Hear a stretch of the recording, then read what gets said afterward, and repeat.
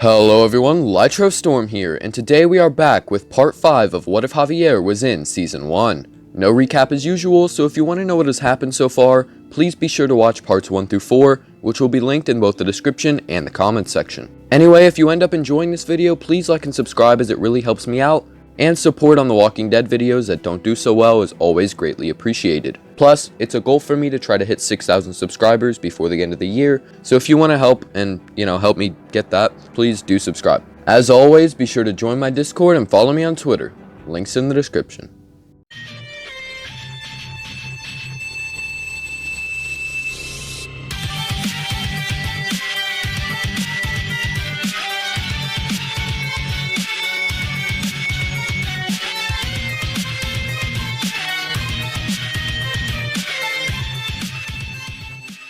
Alright, so where we left off, Carver and his men were about to storm the cabin, so now they're gonna do that.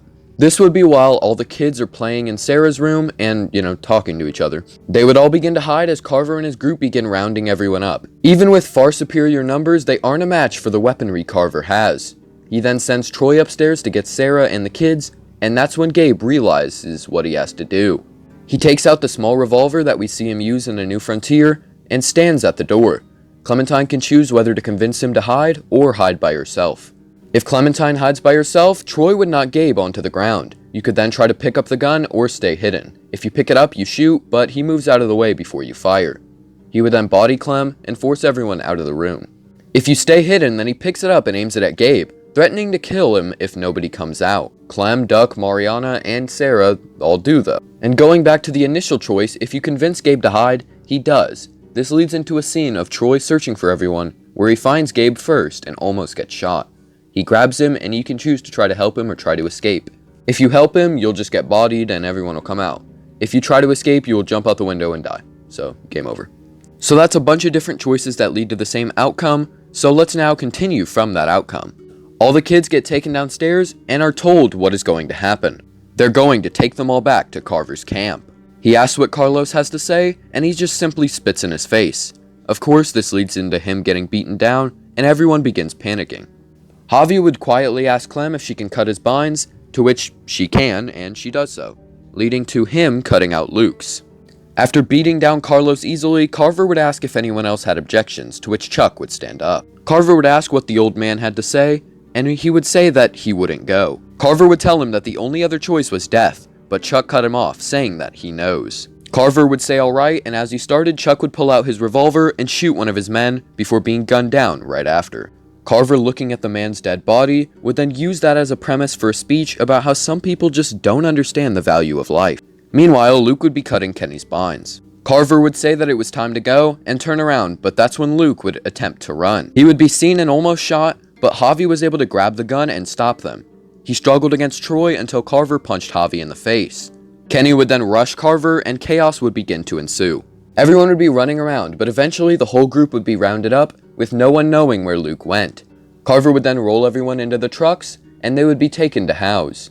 This would mean that the group doesn't meet Sarita, Walter, or Matthew, which may be better, as all three of them die after meeting our group. And that would then end episode 2. So now that we're on to our third episode, our group is in Carver's truck.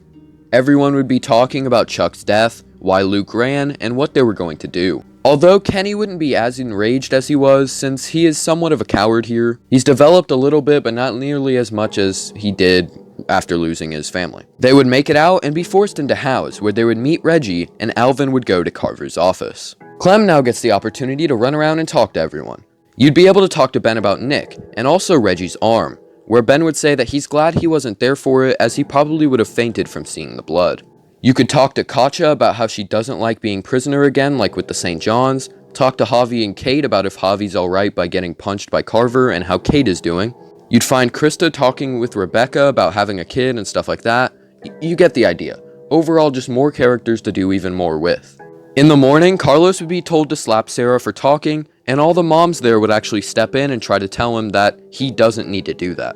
Carver would ignore them, and Carlos would end up doing it anyway, because, he doesn't want anyone to die. Carver would then look at Krista along with her baby and tell her to give it to him. She is shocked, but he repeats himself, saying that she can't work if she has to hold it. Omid would tell Carver to calm down and that he'll work extra in her place, but Carver does not give up. He says no, everyone needs to pull their own weight, and so he then forces it out of Krista's hands. She wants to fight back, but any more commotion could end up dropping the baby. He then walks out with it in his arms, and everyone would go back to their workstations. This part of the game would go the same until Clementine has to help Sarah. This is because Mariana, Gabe, and Duck would also be there. So now the 5 of them work, and you can choose whether you help Sarah or not. But if you don't, the others can cover instead.